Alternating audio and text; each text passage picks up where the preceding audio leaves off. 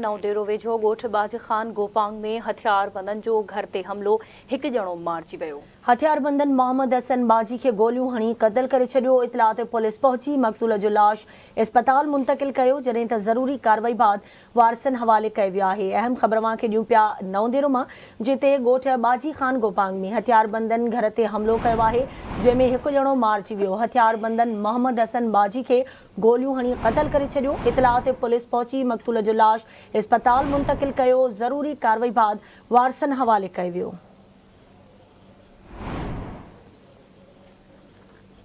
अहम ख़बर खां अव्हांखे आगाह करे रहिया आहियूं नवदेरो मां, जिथे ॻोठ बाजी ख़ान गोपांग में हथियारबंदनि जो घर ते हमिलो, हिकु ॼणो मारिजी वियो।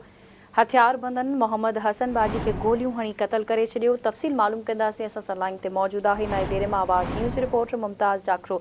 जी मुमताज़, छा तफ़सील आहिनि, आगाह कजो।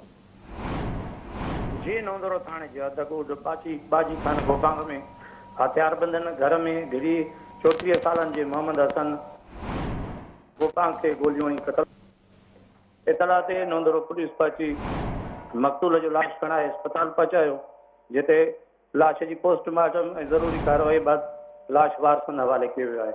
जी मुमताज़ अपडेट करण जे लाइ।